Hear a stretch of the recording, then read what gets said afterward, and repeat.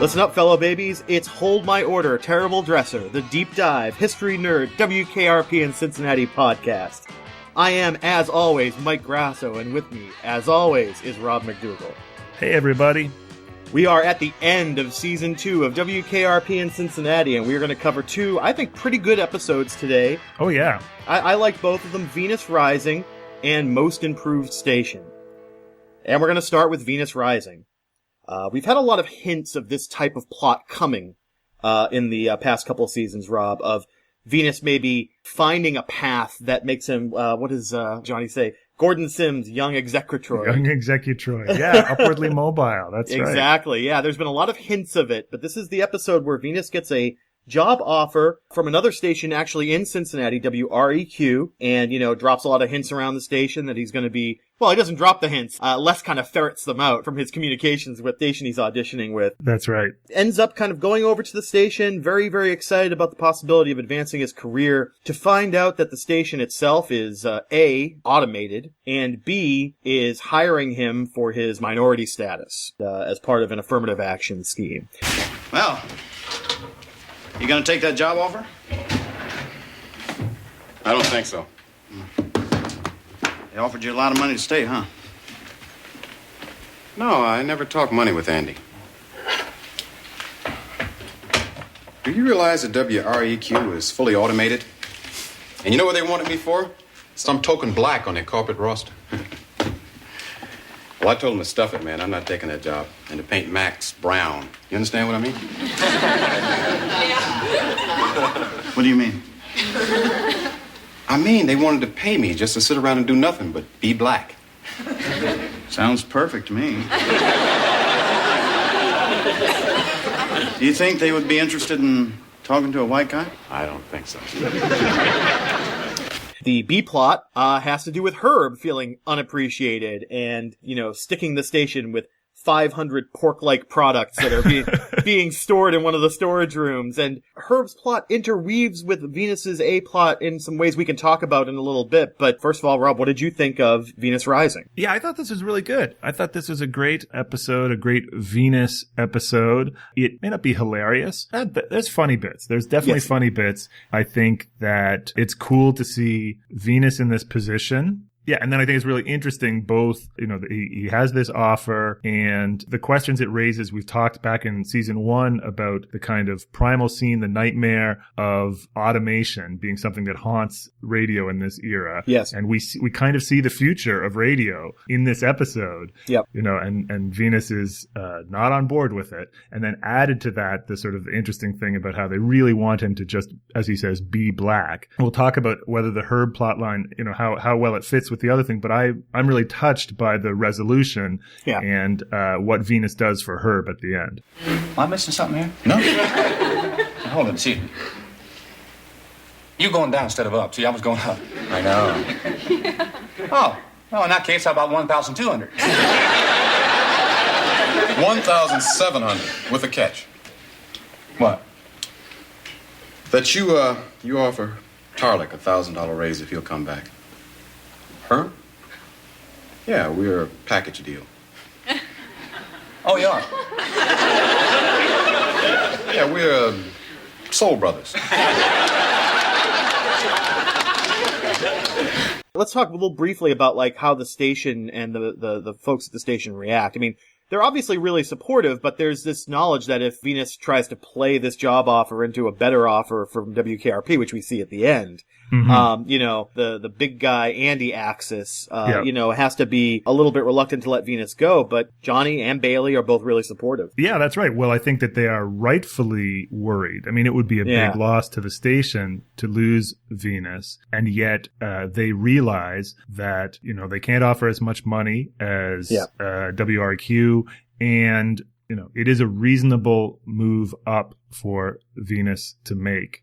And Venus is having those thoughts. He says at one point, I'm 30 years old, which I have questions about that. Yeah, Venus yeah. is 30 years old. It could be just like that thing that the big guy did last season, where he said, "I'm at least 40." I'm at least 40. Yeah, right. I mean, So- he's in his 30s. I mean, Tim Reed was 36 when this episode went out, so Yeah. I can believe 36. I mean, again, maybe he's thinking, I'm in my 30s. I need to make some moves in my career. Yeah, well, because, Venus in particular, first of all, I think that Tim Reed is more believably looks like he's 36 and the character is mature. Yes. But also Venus has a lot of backstory that he has to get in by the time he's 30. He does, yes. If he's 30 now, then, remember he was in Nam at 18, basically. Yeah, well, I guess that's believable. But Yeah. he has to get to Nam. He has to leave. He has to be on the run for years. But he also has to find time to be a substitute teacher. Yes. Be a baseball player. Children's show host. A children's show host. Session musician for The Who. Hang out with Pete Townsend and Roger Daltrey. That's right. So that's a lot to get done by age 30. But now we have to write that prequel, The Many Lives of Gordon Sims, where we follow him throughout the 70s. It's like Quantum Leap. I think the pitch would be like, it's an urban quantum leap. He leaps into a new life every episode. Oh, that's like a very it. 70s conceit, actually. Yeah, it's kind of, that's right. What's she gonna do then? Well, that's what I've been sitting here contemplating. First, I'm gonna deliver this case to Marcellus. Then, basically, I'm just gonna walk the earth. What you mean walk the earth? Like Caine in Kung Fu. Walk from place to place, meet people, get in adventures. Of course, it's hard to tell whether Andy is more mortified that Venus is leaving or that he forgot about his birthday. I know, right? Andy's such a horrible manager. We talk about how he was threatening to shoot himself because Johnny wouldn't play the playlist, and you're right. Now he's letting his personal, concerns interfere with his management style. I mean, yeah.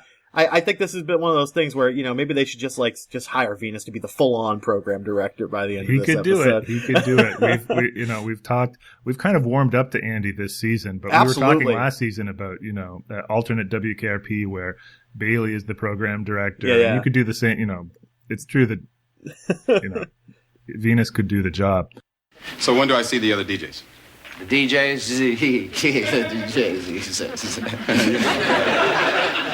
There's been a couple of changes there, too. It's top secret stuff. We haven't even told the trades yet. See, Venus, we are automated. Just like NASA, first class across the board. Amanda, honey, why don't you let Venus see Max? Sure. It's just like the Wizard of Oz. What's that?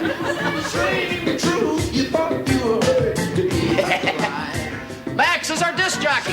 24 hours a day, plays all our music. You see, with you on the air every night, people will still think we're live. Amanda, honey, could you turn up? Venus, there are already 1,500 automated stations in this country.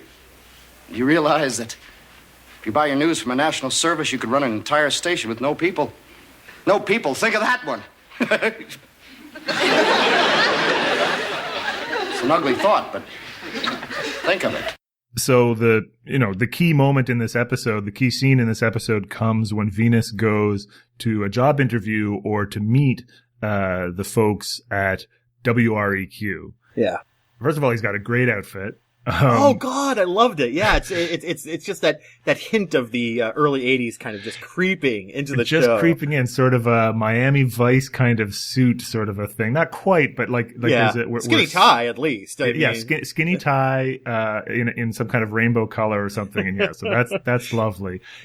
It really looks like they've gone out of their way to make WREQ look modern. So it really feels like he's from walking over from WKRP to WREC. Like that he has stepped out of the 70s and into the 80s. Oh, yeah. I mean, that's set. I mean, even though I knew what was going to happen and they were going to reveal the supercomputer behind the Venetian blinds, but like the sort of all gray kind of like very sleek office. Even the WREQ logo just smacks of 1980s radio station. It's that classic thing of like the office is one receptionist, one manager, and 14 sales guys. That's right. And no DJs. This is the big reveal is he says, Amanda, show him Max. And there's a big reveal. The Venetian blinds open up and behind a glass wall is a classic, what's the technical term for those kind of big computers? I mean, I don't know if it's a mainframe technically, but like it's got the reel-to-reel and some flashing light. Yeah, I think that in the 70s they might have called those like mini computers or microcomputers because they were like the size of a fridge rather than the size of a house. That makes sense. Totally. A person in 1980 is going to see that and they're going to go, "Oh, it's a sinister computer." Okay, yeah. And so the reveal is that the station is automated, that WREQ is actually part of Megalo Communications, which sends them their playlist. Why didn't Clear Channel go with Megalo Communications instead? It says much more clearly what they're all about. Clear Channel, formerly Megalo Communications. They send them the playlist from New York. Yeah. Max, the supercomputer, plays the songs, and really all they want Venus to do is to be a name on the station, to record a few pre-recorded bits to slip in between the songs. Do some interviews occasionally, when artists come to town, and then that's basically it. Yeah, but the money's good, and it's a big step up for Venus. There's an attractive black receptionist there that gives him the eye. And again, I think that's significant because I bet you all 14 of those sales guys are white. Yes. And the thing we're going to talk about in a little bit about affirmative action, they need an on-air personality and a secretary who are black, and then they feel like they have all their bases covered when it comes to affirmative action. Right. And it is affirmative action, but it's not just affirmative action. It's that, they want Venus because Venus is cool, and they want and his blackness and his coolness, and like that's what they want. They want that veneer over Megalo Communications and Max spinning the grim future of an automated. We don't really ever find out. Venus doesn't have a big soliloquy like Johnny does in Most Improved Station about why he doesn't want to be part of a automated station. But I feel like at least part of his objection has to do with the fact that it's not going to be really DJing. He's not going to get in the booth at night, light a few candles, bring his gong in, and talk to the people of Cincinnati and tell them about the music he loves. Exactly. This is anathema to how he sees radio, how Johnny in the other episode we're talking about says, we're the human part of radio. Yep. You asked if I'd ever heard automated radio. And I guess I haven't in the sense that you're talking about. Right, where there's no DJ, right. But in another sense, like, that's all I've ever heard, right? Because, I guess so, yeah. Because, this future that they are afraid of, it's come true. Like, there are DJs, and the DJs talk, but otherwise, it's Megalo Communication, and they tell them what to play. And 14 salesmen, selling ads. Like, isn't that what we have today? And then, and then more and more, of course, I don't listen to radio. I listen to streaming, which is like, which is even more of that. Again, the illusion is there that these folks are kind of just hanging out with their crate full of records and spinning stuff. It is still there. I think there was a moment, in the early 80s where they thought it would be that people would love it if there weren't any DJs. You know what I mean? Like that they could just hear their music. And that's what we've come to today with streaming. So that's a really interesting point. And I think it's changed how people interact with music. I think back to when I used to listen to radio. I found out how to be cool from WFNX in Boston. Like, they played stuff in the early 90s I would have never found a chance to get in the record store, like breaking artists. And like, that's another thing that you can't do with a centralized playlist is, if you break an artist, it's somebody that's kind of been deemed to be ready to be broken by the powers that be, Yeah. Well, and this is the myth of the long tail, because, it is definitely true that if you're a young person growing up today, listening to music today, theoretically you have access to everything. There's no reason that you couldn't hear the most obscure band from the sort of coolest, edgiest subculture on the other side of the world, or music from any other time period. Yep. This is what they called the long tail, the idea that now, or the celestial jukebox, now we have access to everything. On the other hand, what we see is that, in fact, in the internet world, the curve, if you picture a curve of how much people listen to Taylor Swift, Adele versus, sort of moving down the list, the curve has actually only gotten steeper. Yeah. And that the effect of our new media is that more people are listening to a smaller slice of things, and that the other stuff is out there, sure, but it's not getting eyeballs or earballs or whatever. Hi, I'm Nathan Fielder, president and founder of Dumb Starbucks, a brand new coffee experience located in Los Angeles, California. By adding the word dumb, we are legally allowed to use the coveted Starbucks name and logo because we've fulfilled the minimum requirements to be considered a parody under U.S. law. We have a full menu including all your favorite Starbucks items, a delicious selection of pastries, and even some music for the ride home. Many of you probably know me as a comedian, but this is no bit or joke.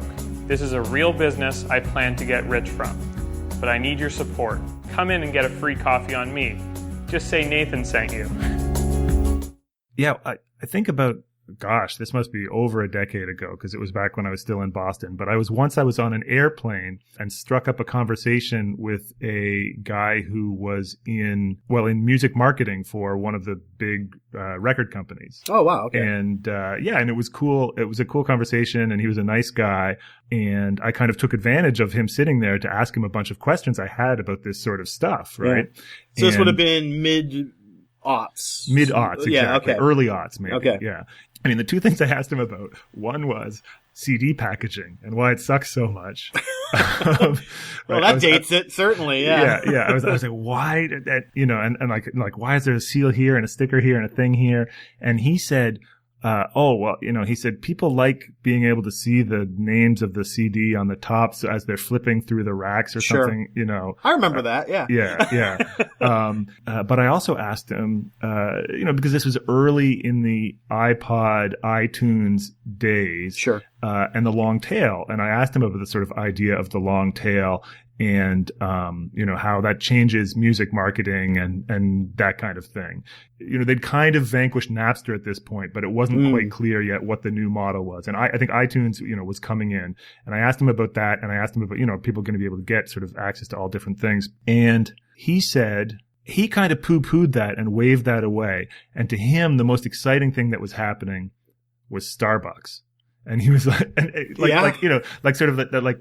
big thing was like, point of sale, like CDs, like right next to the, exactly. So the thing to him, the thing that mattered and the place where the money was not that the teenager could get turned on to, this weird, experimental music from a different decade. Right. But that they could pick 4 CDs and put them in every Starbucks all over the world. Oh my God. Those 4 CDs were going to be huge, huge hits.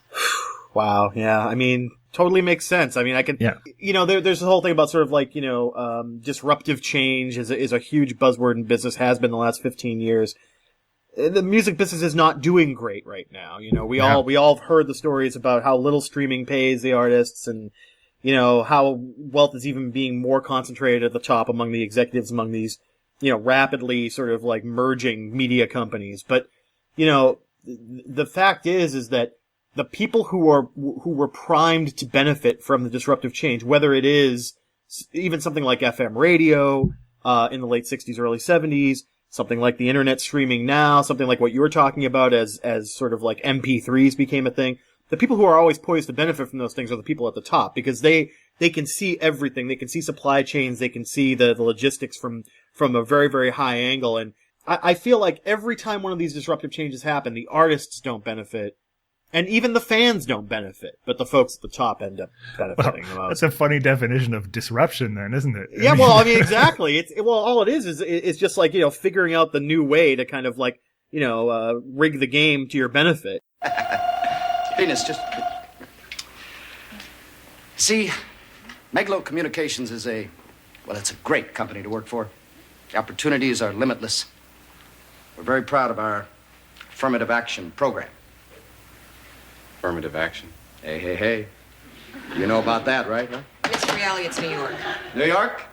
A call from the largest city in the United States. I'll take that one.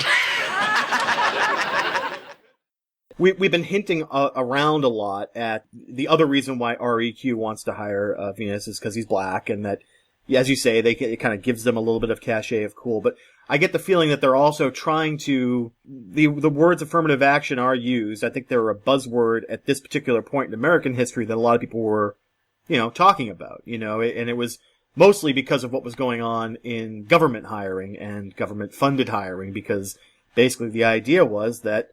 I think it started in the Johnson administration. I think even Lyndon Johnson himself said we have to do, something to ameliorate centuries of obviously slavery, Jim Crow, legalized discrimination, all of that discussion about affirmative action started at the federal government level. Right. Yeah, I think the phrase affirmative action might even come from Kennedy, from sort of this early executive order in like 1961 saying that projects financed with federal funds, it's not enough just to, not be colorblind, yeah. Right, but that you must take affirmative action to ensure that hiring practices are free of racial bias. And then Johnson, it's an amazing quote. I mean, we should. I'll read it here. But yeah. So Johnson in a speech at Howard University, historically black university, in 1965, said, civil rights laws alone are not enough to remedy discrimination. He said, "You do not wipe away the scars of centuries by saying,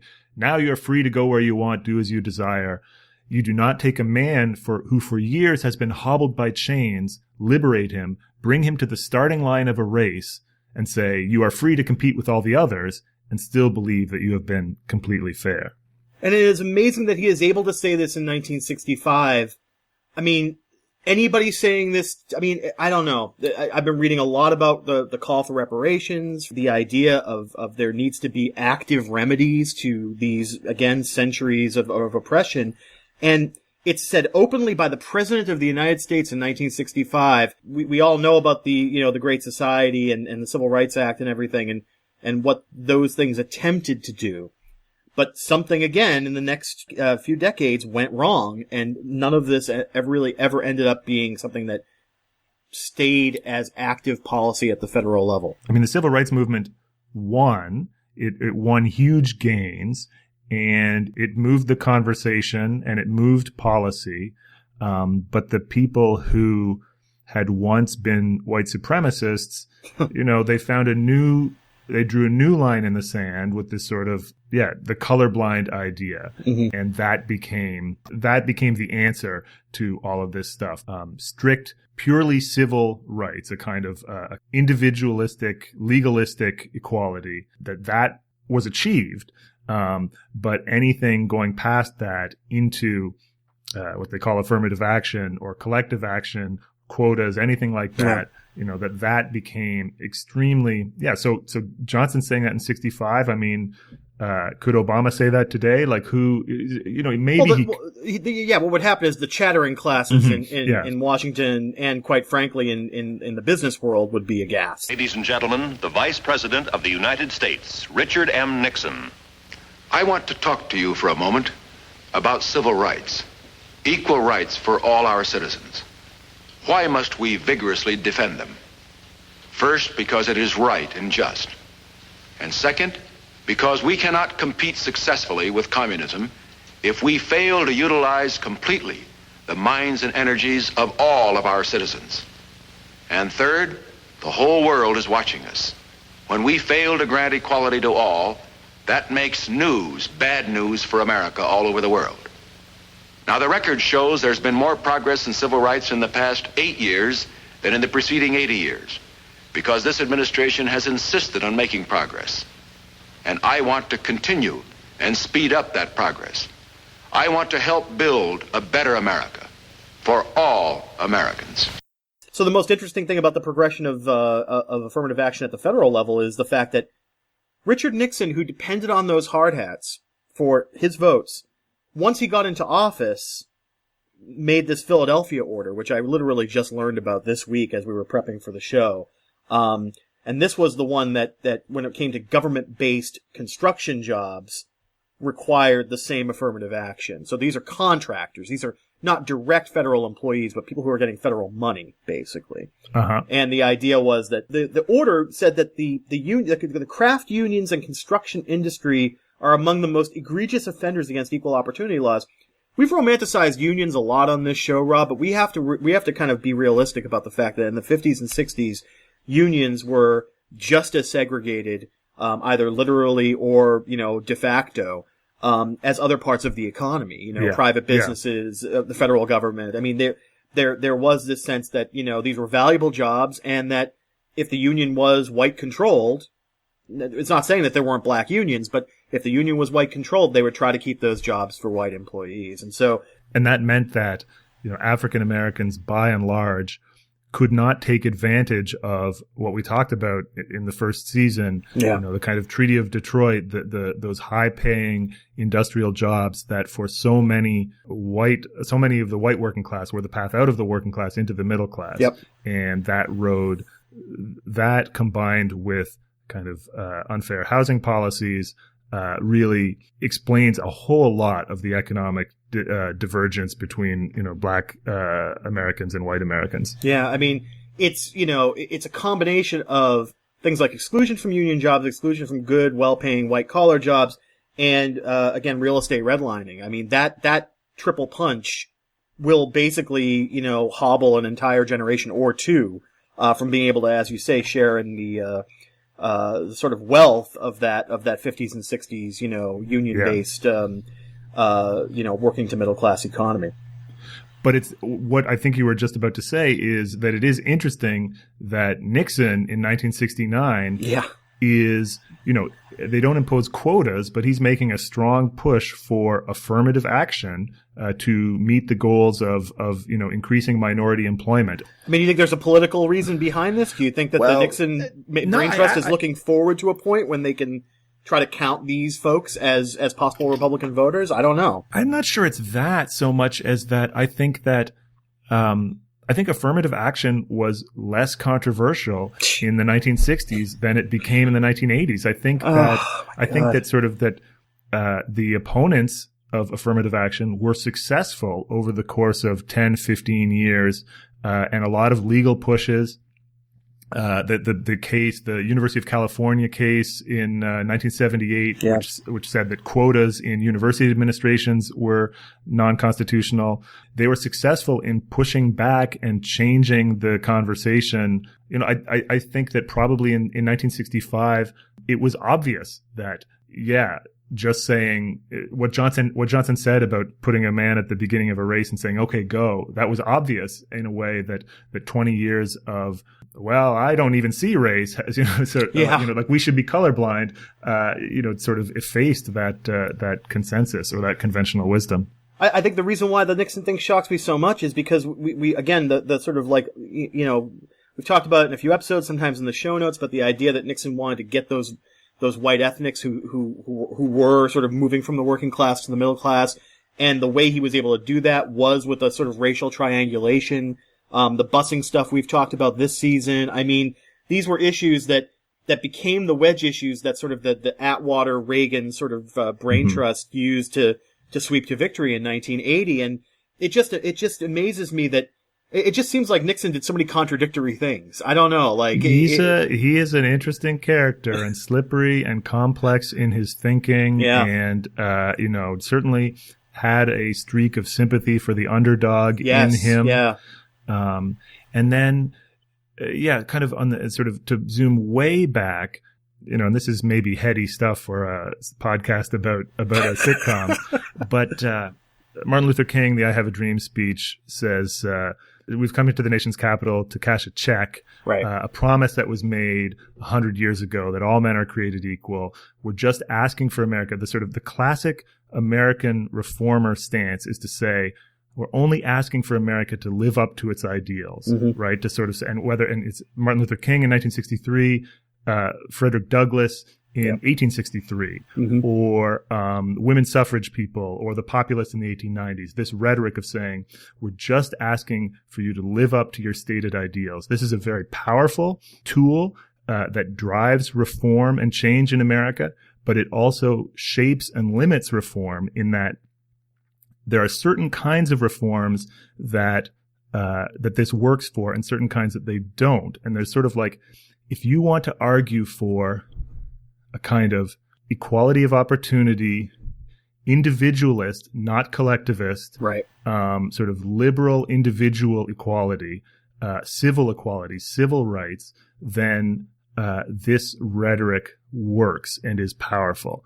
If you want to argue for sort of collective solutions and, more direct action, this language is harder to pull off in the kind of American political culture, I think. I would agree with that. Sounds great, Herb. Yeah, it does. Except that I wasn't quite honest with the big guy. You lied about the money? No. I lied about the job. There was no offer. Oh, Herb. Well, hell, I thought maybe I could get a raise, you know. They were ready to offer you more money, but all I get out of it is... I'm sorry. I'm sorry. Just didn't work out at all. What are you going to do, Herb? I don't know. Tell them the truth, man. Oh, no. No, sir. Can't do that. Everybody'd laugh at me, and then they'd know what a real liar I am. No, sir. Can't do it. Venus, do me a favor and don't tell anybody. I won't, I promise. What I think this allows us to do is look at the end of the episode, strangely enough, because what we've got here is two parallel storylines, right? Well, we haven't even said sort of, should we say that what's going on with Herb in this episode is that Herb is kind of in trouble as usual because he has made a deal with, do you remember Porker's Paradise? Makers of fine meat-flavored products. What I really love about the sight gag of that is that when he throws the package down on the table on the big guy's desk, there's no way of, like, when you see it, you're like, what part of an animal did that come from? Because it's a weird shape. It doesn't quite look like a cut of meat. It just looks kind of like a random polygon, basically. And you're like, and it's sort of, and it's not heavy enough. Right, it's like 80% air bubbles, you know what I mean? So Herb has got a new sponsor, and somehow he has gotten a hold of like 500 hams or artificial hams. At one point he says it's not exactly real meat, which means that even though they're all stacked up in the storage room in the station, they're not going to spoil. Right. This won't go bad, he says. So, but the point being that Herb is feeling unappreciated as usual. Yes. And when everybody gets so worried about Venus leaving, and he knows that they're going to do their best to counter WRQ's offer and get Venus to stay, Herb concocts a fake job offer from a TV station. He pretends that he too is being courted by another job in hopes that he'll get more money, but really it's clear that what he kind of just wants to be appreciated. Yes. And so he but this backfires because instead of trying to get him to stay, everybody just keeps saying, "Hey, congratulations, Herb. We'll miss you. Let's throw you a party." And they can't wait to get him out the door. It's almost like a George Costanza plot. It's not a lie if you believe it, but then by the end of the episode, he's going to follow through on it, and he's getting ready to, basically just quit, pretend to Lucille that he didn't lose his job, like all this stuff. And what happens is Venus comes to the rescue, which is amazing. As you said earlier, it's a very touching ending. It's a very amazing ending in the sense that Venus has all this juice now. He's got all this power to negotiate, and he's able to pull Herb's ass out of the fire by getting him his job back and a little bit of a raise as well, which confounds Andy in a cute way. That he says, he says, "Well, listen, I'll stay if you offer me, if you give me $2,700 or whatever it is, and you offer Herb $1,000 to stay." Yeah. And he's, why? Because we're kind of a package deal. And then he says, Andy says, but he was going to get 10,000 more at, the fictional TV job. Station. Yeah. And Venus says, Herb's a spiritual man. He doesn't care about material things. And, I know. It's great. And it allows Herb to save face. Nobody ever finds out that the offer wasn't real except for Venus. So when I first really didn't get the reason why Herb had a B plot that interwove with Venus's plot so closely. But I started thinking about it. I started thinking about using the buzzword affirmative action in this episode. And I wondered if this was the writers' and producers' way of kind of, maybe not being overly, overtly didactic, but maybe kind of giving the white Americans who are watching this show, right? Giving them an idea of why, a rising tide raises all boats. And, Venus getting more money because, he's all of a sudden very desirable even for a sort of, hollow station like WREQ. this affirmative action that allows him to prosper also, in a comedic fashion, allows Herb to prosper as well. In other words, affirmative action isn't a zero-sum game. You know what I mean? It doesn't take away white people's jobs. It actually allows everybody to have some prosperity in this system.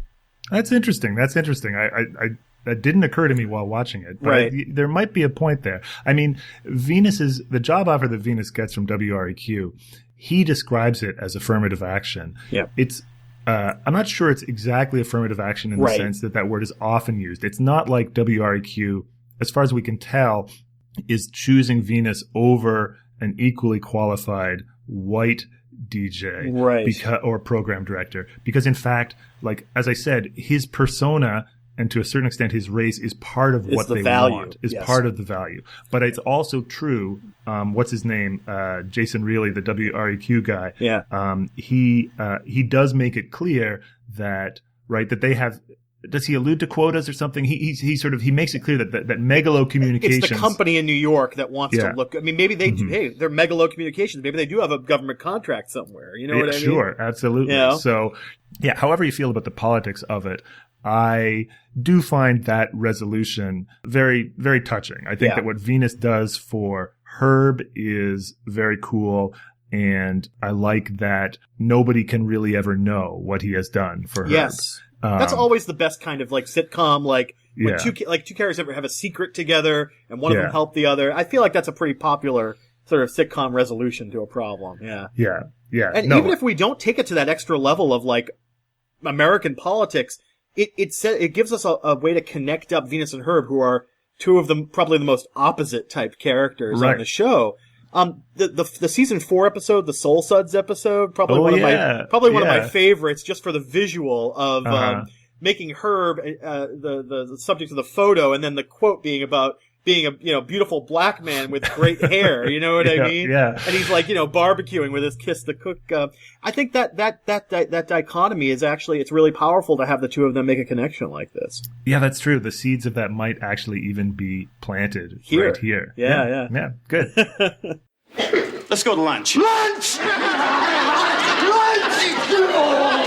I think it's your responsibility to mention this to Johnny. Have you ever actually asked him to kick in some money? All the time, of course. Are you kidding? Herb, will you quit picking on Les? What is this, dunk on garlic thing? Travis, we need some new headphones in there. We need everything. You keep away from this coffee, and I mean it. Yeah, I can't have any coffee. You cannot have any give him some coffee, you kick in some money. What's going on in here?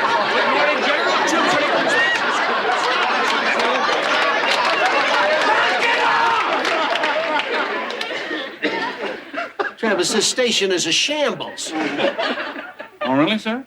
Actually, I think the operation's running very smoothly. All right, our second episode this week is the very final episode of the second season. Yep. Most Improved Station. In this episode, there is a Cincinnati Radio Awards ceremony, and WKRP does not win the Most Improved Station Award. In fact, I think WREQ does. Yeah. The newly automated station wins. Boy, that's a smack in the face, isn't it? Yeah. It's great. WKRP does not win the Most Improved Station Award, which they were hoping for. And in the aftermath of that, everybody is kind of at one another's throats. People are not getting along. It doesn't help that Johnny wins an award for best on-air personality, and that kind of goes to his head. But there's all sorts of Herb and Les are fighting. Bailey is put out with Johnny. He's asking her to get coffee and things like that, and she's feeling put upon. And kind of everybody is just snarling at one another and clashing. It reaches, it's bad enough that even Mr. Carlson is aware of it, and he decides to have a meeting about it and tries to work out, the problems that everyone is having in a sort of group encounter, sort of a session. I've said before, Rob, how much I hate the guest stars who come in and upset the apple cart and make everyone kind of tense and angry. Yeah. In a weird way, it's almost more satisfying to have the actual cast members that I love at each other's throats, because I know by the end of the episode there's going to be the group hug and it's going to bring everything back into alignment. But I really, really like this episode, and I remember a lot of bits from it too. I remember the remember the award ceremony very, very clearly. I remember all of them being around those sort of chintzy little tables, in a crappy little Cincinnati, function hall. You could definitely see an award going to Johnny's head. We've talked about how in Goodbye Johnny and Johnny Comes Back that he's got this ambition that is deep inside him, and his belief that he definitely deserves better. Yeah, Bailey. Hell yeah, Bailey's not going to want to get coffee for Johnny, and it totally makes sense.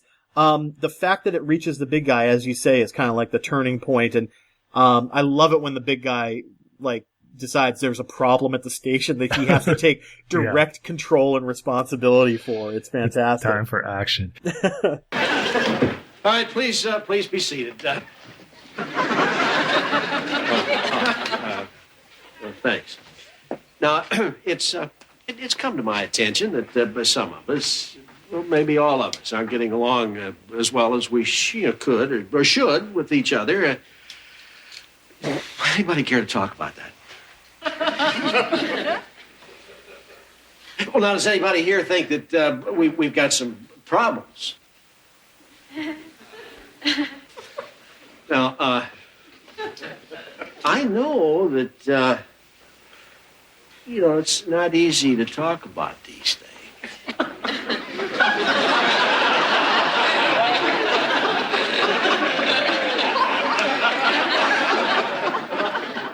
Herb and Les, now, heck, you guys are, real good friends. But deep down underneath, don't you kind of hate each other's guts? I mean, I think I love this episode too.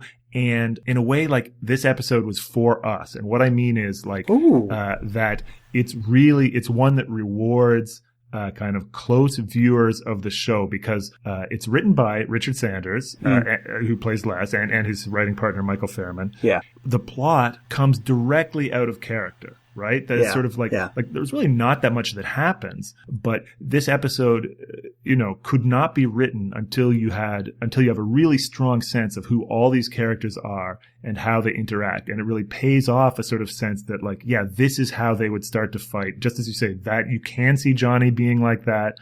He does have that sort of, that side to him. You can see, the sort of, the Les and Herb friendship is fragile in this way. And, that really, and then that whole last scene is very much just working out how do all these characters interact with one another without really any kind of plot driving it. There's no guest star, as you say. Yeah. There's no crisis or, zany thing that they have to do. It's just the whole episode drives all of its comedy and all of its drama, such as it is, from, how do these 8 people get along? It's a bottle episode, really. I mean, they don't, apart from the beginning scene at the award ceremony, they don't go outside the station, and the last part of the episode is entirely in the bullpen. So it's, so what I was thinking was, is this a deliberate choice for the last episode of season 2? Is it meant to be like a bookend, to kind of bring together a lot of the plot lines and character lines that we've had happen in the first 2 seasons of the show? I mean, what was it, an accident that it just happened to be the last episode of season 2? Yeah, I don't know whether it was an accident or not, but I think it works very well as a season finale. As a season finale. Yeah. You remember earlier in the season, Baby If You Ever Wondered, that episode sort of resolves and pays off, the format change and now, and how the station is doing in an external way. But then this kind of returns to that. Yeah. And now it is about, how do these people, how do they get along or not get along? And I think I think it's a terrific, season ender, especially because it wouldn't work without all the character build up before it. I like, when the big guy is trying to get the meeting going and trying to get people talking. And at first, nobody wants to say anything. And so even though the point of the meeting is to resolve conflicts, he's trying to tweak them, and he doesn't get them all right. He sort of even the actual problems in the episode come directly out of character, but the big guy doesn't, Herb and Les, sure, but then he says, Bailey and Jennifer. There's got to be something there, right? And no, that's not actually one of the dyads where there's a problem. Exactly, right? Yeah. Well, it makes sense. I mean, the big guy's probably a little bit out of touch, with everybody feels. I also think that might be like, we're going to talk about conflict resolution a little bit, but I feel like the big guy's initial strategy maybe came out of his years in the Navy. You know, he's like, okay, you two guys, fight it out. You know what I mean? Like, whoever wins is right, basically. But think of it this way. Who would want to come to work tomorrow if say, Les wasn't here? He's family. And there's Mr. Carlson, the occasionally confused but always concerned father. Andy, the success-oriented, competent, tight-panted son.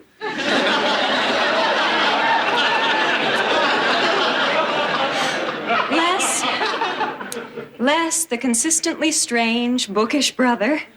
And Herb, the semi-lovable troublemaker and general jackass. Yeah. Johnny, the weather-beaten uncle who always wanted to be a sailor. No, that's not right. I never could nail you down. And Venus, the spiritual, loving brother. And Bailey. Bailey, the beautiful, shy sister with the brains. Now, that's what I call a pretty nice family. Jennifer, you always have such a nice way of putting everything. Oh, hi, Dad.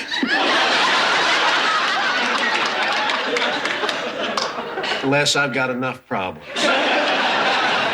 Look, I'm going to be going along. I feel a group hug building here. I know it stresses you out to see these characters that you love not getting along, Mike. So I don't want to add to your stress, but one thought I had while watching this is I wonder, this episode is written by Richard Sanders, Les Nessman. I wonder to what extent could this episode be a kind of meta commentary on how the real life cast of WKRP gets along or does not get along.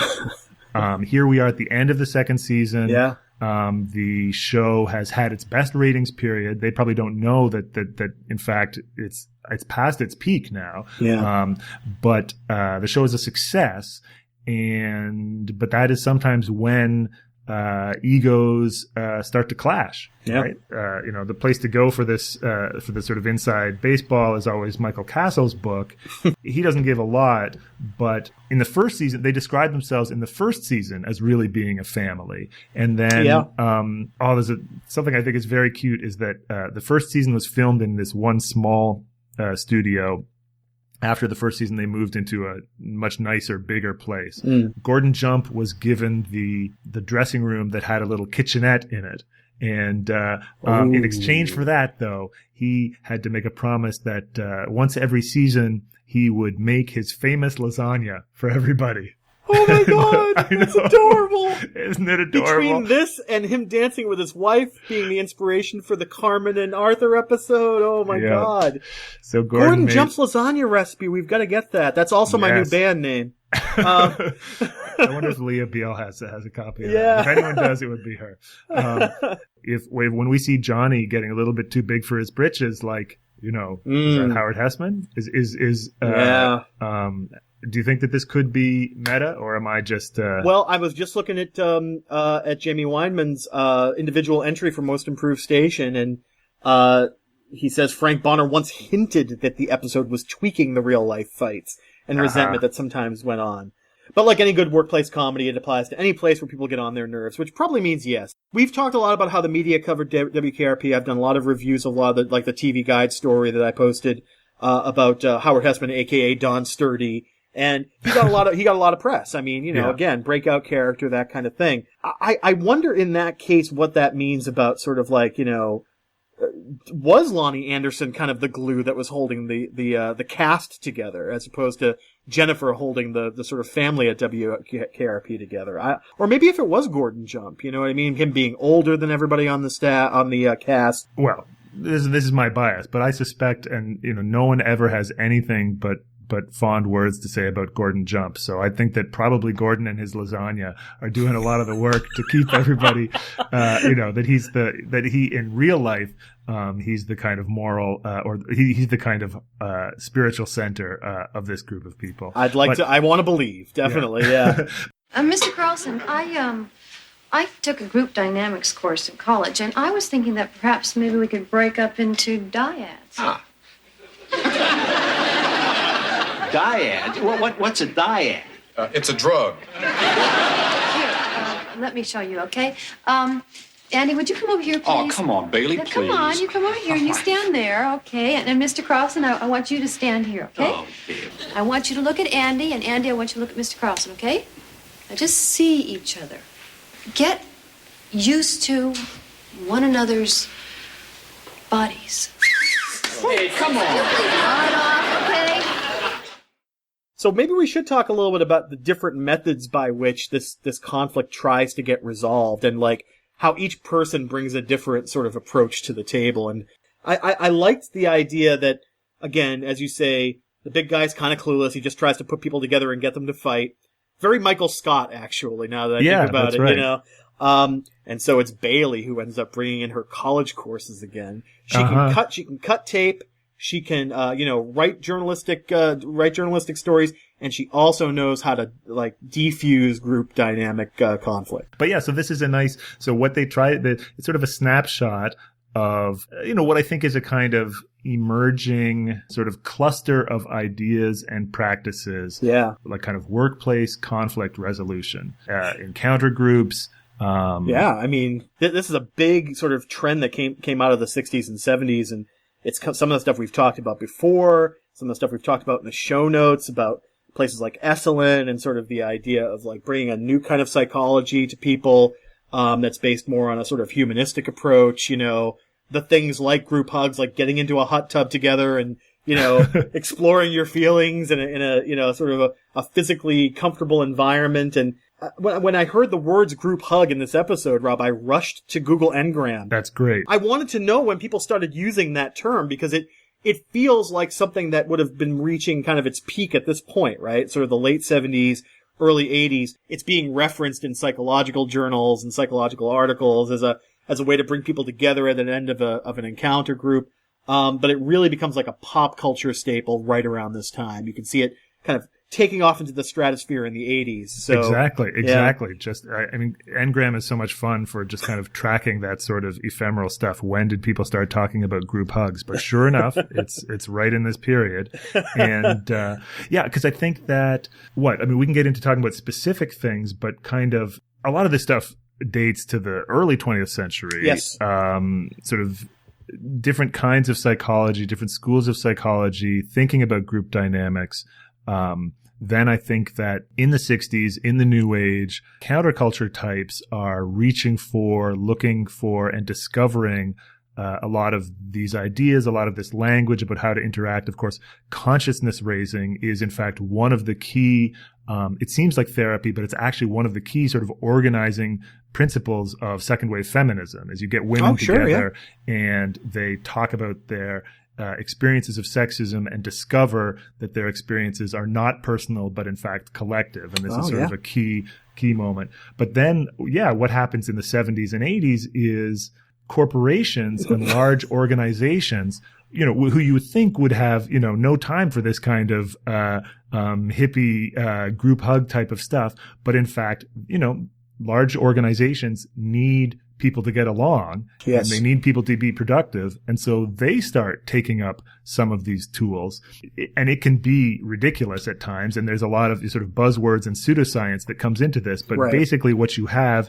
is, the sort of corporate managerial world rooting around in the sort of new age and earlier pop psychology for stuff they can use. There was also a sort of, trend, again, starting in the early 80s of, how do you manage your human capital? How do you get people to be, I guess, fully human in the workplace, fully realized? Because creative solutions only came out of like refreshed, normalized, and fully realized persons. And so all of this Abraham Maslow sort of hierarchy of needs, as early as the mid 60s, were getting kind of used to increase people's ability to be creative and think on the fly in the workplace. So, in my former life, before I became a museum professional, I worked in this very field, in corporate training and, professional development. And where I used to work, there were definitely modules about creativity and how innovation is fueled by people feeling, appreciated in the workplace.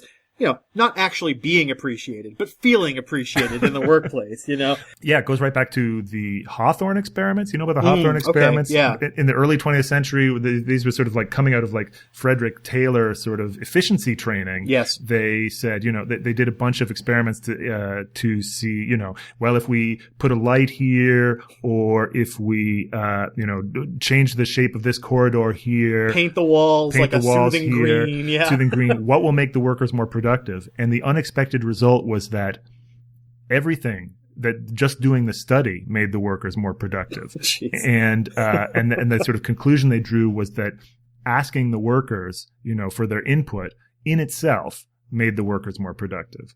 And this was the unexpected finding of the Hawthorne experiments. And the punchline is you don't actually have to make any of the changes they recommend. You literally put the suggestion box, out there, and all of a sudden people feel better. That's right. We'll give you your tartar sauce.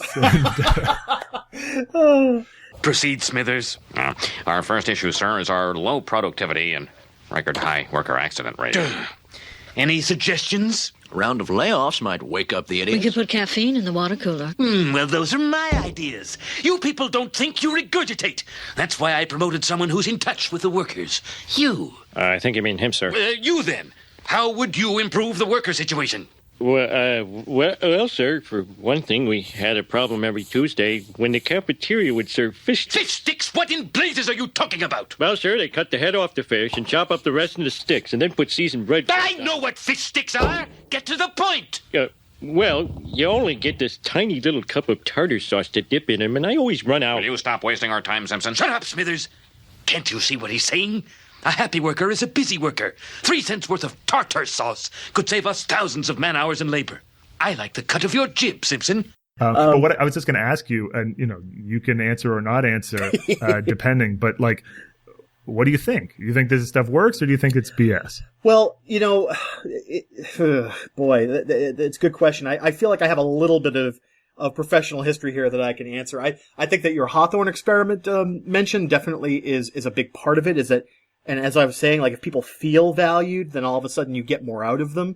It's like a placebo. It is. It's a psychological placebo, basically. I mean, I've had a few moments where I've had to have, maybe not mediated, conflict resolution at work, but, I've had conflicts with people, and there's a problem with sort of the sort of capitalistic assumption that we've got to kind of come to a compromise, and sort of each person comes to a conflict with sort of equal standing. You know what I mean? You can't always cut a deal when it comes to people's feelings. You know what I mean? And I think that's the big lack when it comes to sort of a lot of this professional development and training stuff, is that there's this assumption that everybody comes into a workplace in good faith, when in fact there are often very toxic people in workplaces that no amount of, negotiation will help. In fact, a recurring article topic at the place I used to work was the idea, how do you manage your toxic employees? Because usually they're the best performers. Wow. And that makes sense in a kind of sociopathic sort of, high capitalism kind of way, is that the people who are the most obnoxious, aggressive, assertive, are often going to be the ones who are rewarded in a lot of business situations, and yet they make everybody that they have to work with every day absolutely miserable. How do you manage that conflict? How do you manage the conflict between someone who's bringing millions of dollars into your corporation and the 10 or 12 people he works with on the team that basically are just going home miserable and nervous every night because of the way he behaves? It's fascinating stuff, and it's stuff that, again, this field of sort of, corporate HR has never been able to solve, because the bottom line is king. And if someone's helping the bottom line, well, we better make the system work around them rather than, eject them from our workplace. Wow, that's really interesting. Morning, Les. Oh, Les, I'm really sorry that you didn't win the award last night, but that's life. Those are the breaks. Fruit of the Loom's a little tight. That was a primal scream, John. I read about it in a book. Doesn't work for me, but I do it. Another artifact of late 1970s, early 1980s pop psychology in this episode is, even before we get to the group encounter session at the end, Les is doing a primal scream. He's, which, if you don't know, this is a kind of therapy introduced in 1970 by Arthur Janov, which is that re-experiencing. I'm not even going to try and describe it. Just basically, you scream and it makes you feel better. Is that right? That's pretty much it. And then you can make a pop song about it, like John and Yoko did. And I mean, it's basically releasing tensions that maybe go back to a pre-verbal state, right? Through the judicious use of screaming. It sounds ridiculous to the modern ear. It sounds very 70s and very sort of like, indulge your inner child kind of thing, Sure. Absolutely. I think that it's straightforward enough that if you are stressed, sometimes there are physical ways to release stress. Yes. But yeah, there's something funny about just screaming as therapy, because it seems like seems like the opposite of what you want, is screaming as therapy. But primal therapy, as it was called, was kind of trendy in the 70s. The Wikipedia tells me that, as you said, John Lennon did it. Yep, sure. Mick Jagger did it. Steve Jobs apparently I could totally see Steve Jobs in like 1975, like, just long haired with the turtleneck, just like going to a therapist in like the Bay Area and just screaming. Yeah, I can picture that. Now, it's not therapy if you scream at somebody. Like Jobs screaming at Wozniak, that's not therapy, right? No.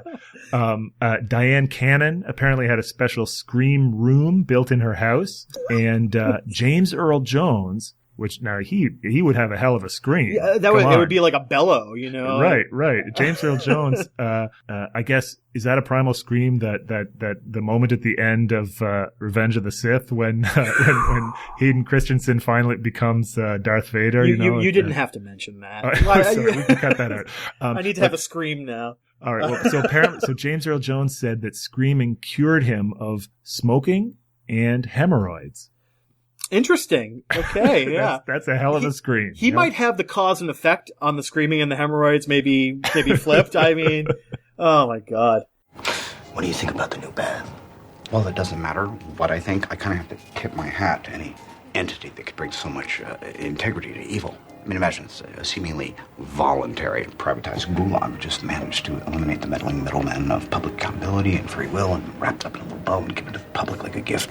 See what I'm saying? In this case, I wouldn't feel strangely about it because just the idea of turning yourself over to a new path for rehabilitation is only naturally going to make you a little apprehensive, but that's just a manifestation of the fear. That's the D talking. Now, the first thing I hear that when you go into the new path, what they do to you, they cut your pecker off. No, they can never get away with that. Are you kidding me? Come on, that's an urban myth. It's actually the spleen that's remanded to their custody. What? There was actually a strain of therapeutic action in the 70s and 80s that involved just basically going up to people and like bad-mouthing them and insulting them, sort of like, the idea that you could be broken down and built back up again. I think of a lot of the sort of drug addiction groups that came out in the 60s and 70s, like Synanon and Alkanon, and sort of the idea that you would get together in a group and they would kind of break you down and then build you back up again. Well, is this like you're not talking about like AA? This is something separate from No, that, this is different. Yeah. Okay. Yeah. Remember in A Scanner Darkly, they talk about that sort of new age narcotics support group that actually ends up being the way that the substance D is making it into. Yes. So the group that Philip K. Dick he kind of went undercover in, even though he was doing a lot of drugs at the time. It's called Excalay. It was in Vancouver. It was a Synanon type. Vancouver-based group. But basically, this was very in vogue at the time, essentially use abuse to break people down and build them back up. Now, we know from history, going back as far as some of like the sort of free love cults in the 19th century, that getting people around in kind of a Puritan circle and like berating them was a way that they kept people in line. Yeah, that's a very powerful, like, it makes me think of the Chinese Cultural Revolution and stuff, that the struggle sessions but cults, you get people's loyalty, you ensure their loyalty to a cult by breaking down by berating them and breaking down their will, and then a kind of cognitive dissonance sets in where they think, they blame themselves for their doubts and they credit the cult. I can tell you what's wrong with you. It's simple. You assholes haven't had a single real experience your entire lives. You're living in the realm of non-experience, which is why your lives don't work. if you want to actually experience life, then you've got to stop being so reasonable all the time. You've got to stop hoping things are just going to get better. And you've got to accept what you've got. Well, thanks. Bet. It's not a very good plan, though. I mean, what am I going to tell her? It's the stupidest thing I ever heard in my life. Yeah, that's a problem.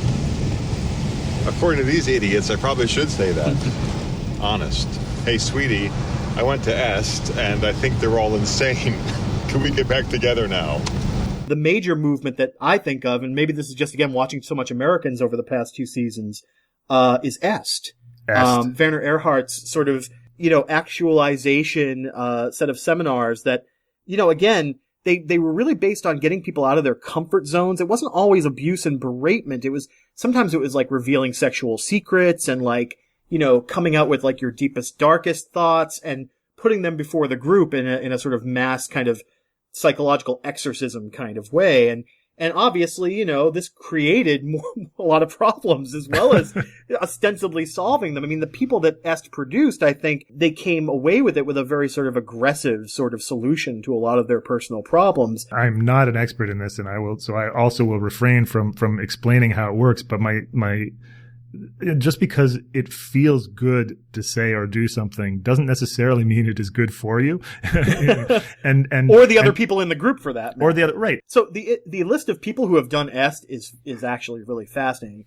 A lot of Hollywood folks, again, it's the same kind of strain as Scientology. There are people who, looking for answers.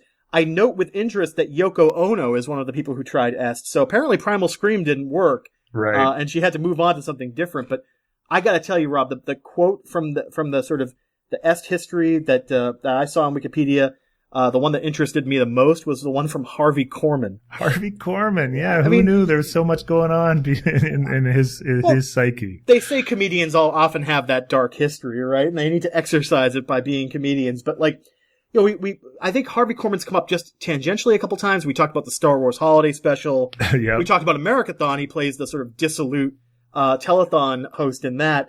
And he says, before Est, I had a lot of analysis and a lot of therapy and got nowhere. All through the years, you could say that I was a success that looked at myself as a victim. I wasn't getting enough of anything. They had it, whoever they are. So one of the liberating things about Est was, for me, I realized I was doing precisely what I wanted to do. I wasn't a victim. I chose my career, created it, and wanted it. It's very liberating to take responsibility for what you're doing and what you've done. I suppose if it works for him, fine. but I don't know. Everybody has their crosses to bear. I'm just sort of amused by the it's not fair, but by the idea of the sort of inner torment of Harvey Korman, like making Tim Conway corpse on the crack up on the Carol Burnett show or whatever. Oh God. Since the 1970s, some 700,000 people have signed up for a self-improvement program called EST, or as it's now called, the Forum. In a nutshell, Erhard's message was this: if you're in a rut, the problem isn't your parents, your boss, or the system, it's you. I didn't arrive at the opportunity to make the world work for everyone by figuring out how to do it. Don't you get that nothing transformational occurs that way? Thousands believe they did benefit from Erhard's message. One of them was Emmy-winning actress Valerie Harper. Thank you for loving Rhoda. And personal thanks, very private ones, to someone who's profoundly influenced my life, Werner Erhard. Thank you, and good night. Erhard was so popular in Hollywood that someone once suggested a studio be renamed Warner Brothers. Erhard's empire grew to include a high-powered corporate consulting business that charges some of the biggest companies in America $40,000 a year for each executive it trains. Organizations don't work because people don't know that the job in an organization is 99% bull. Well, our friends at WKRP do not go other than Les doing his primal scream, they do not go so far as, est or, mutual denunciation or shaming rituals. Or anything like that. Although, Les does have a nice line where, people are starting to warm up and he says, wait just a minute, this meeting is starting to lose its bitterness. I love that. That was so perfect. So the resolution is that Jennifer gives this big speech about how they are all a family. Yes. Right? And she kind of describes, the role that each person plays in the family, and in doing so kind of validates each person and their experience. Yes. Although she tries to describe Johnny as the grizzled uncle who always wanted to be a sailor, and then says, no, that's not right. I never could quite pin you down. But well, it's tough to do that with trickster figures, isn't it? That's right. I guess that's right. I know that we were talking about this kind of thing creating both stress and catharsis in you. Yes. Did you feel like the resolution at the end was earned? Did they sort of like solve all their problems? No, I do feel like it was a bit pat. I think that the process of doing all of the conflict that they did was the value. I think Jennifer's role literally was kind of like tie it up in a little bow, make everybody understand that we all have our little roles to fulfill. I think it says more about Jennifer than anybody else, because Jennifer seems to really crave that family. We saw it in Jennifer's Home for Christmas, and we see it in this episode. So this tells me more about Jennifer, I think, than any of the other members of the cast. At the same time, it's that perfect encapsulation of the MTM family at the workplace thing that we've talked about again and again. It's literally spelled out. It's explicitly spelled out. Right. It's almost like we said back in Suits versus Dungarees that they were kind of vocalizing the initial thesis of the show. Yes. But this episode is like vocalizing the new thesis of the show, and in a sense, vocalizing the thesis of all the MTM workplace sitcoms. Yeah, absolutely. And I think it's fine. I believe that all of the conflict actually was therapeutic, because in the end, like, people like, Johnny and Bailey, who had a conflict, kind of explicitly call out what was bothering them and come to a resolution about it. I do like that Bailey admits that maybe it was because Johnny wasn't asking her out, which adds more fuel to the Johnny and Bailey. How are they dating? When are they dating? And then immediately shuts him down. He asks. I know. Well, that's Ginger. That's Ginger and Philippe again, basically, right there. And Johnny's speech is he doesn't. He finds a sort of sideways way to apologize. Fever always gets preferential treatment. That's right. That's exactly right. Look, Nessman, I won some lousy award and you didn't, and that's why you're upset, okay? Oh, I'm not upset. I couldn't care less about your lousy award. I don't care about it either, Les. Really? Really? It is recognition, but what else do DJs get? I mean, we're just voices in the air, but we're what makes radio alive. And what do we get for it? It seems like every year you pack everything up, move to another town. It gets harder and harder to find a station that'll let you program music you want to play. And you're 40 and there's some kid half your age who will take your job and do it for half the money, and then you find yourself making silly demands. Free coffee. But that's my little moment of honesty, so we can get back to the nonsense. Herb? Thank you, John. I was born. Oh, man. Well, I was. But it actually connects back to Venus Rising, because Johnny gives a sort of heartfelt speech about what it means to be a DJ, and an aging DJ in an industry that maybe doesn't need you anymore, and certainly that could hire a kid to do your job for half the money. I think that's that's a nice moment too. Jennifer is the one that solves everything, but Johnny has a nice moment right there too. I really, really like that. I said it was profoundly moving, and again, I think it shows Howard Hesseman's depth. I think we've talked again a lot about how many skills he has that he doesn't really get to use on WKRP, because he is playing, maybe not a one-note character, but a fairly, two-dimensional character. And when Johnny shows depth like this, it really means a lot, because, you can have the costuming and the hairstyle that kind of makes you look like a grizzled veteran DJ of, the last 12 years in FM radio. But if Howard Hessman didn't deliver that soliloquy with such conviction, I think the entire episode falls apart, because Johnny's the one they kind of all hate, and so Johnny kind of has to, he has to come forward and kind of admit that, hey, here are my issues, here's what I'm worried about.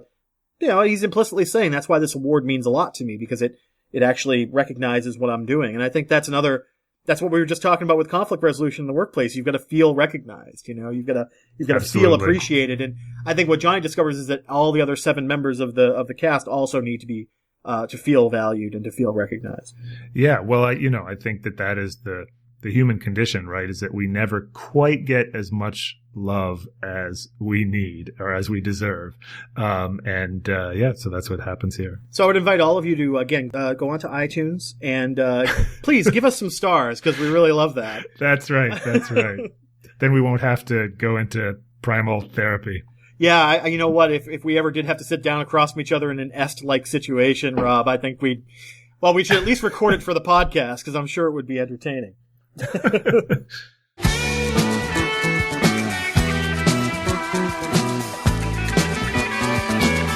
Hey, thanks for listening, everybody.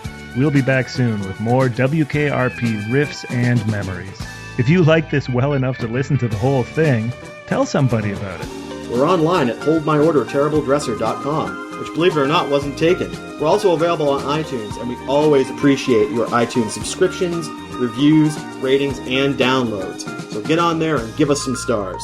Good day, and may the good news be yours.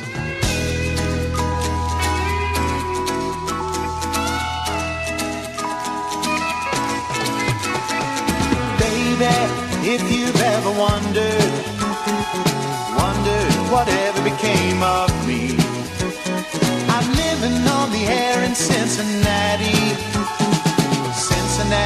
WKRP. I'm at WKRP in Cincinnati.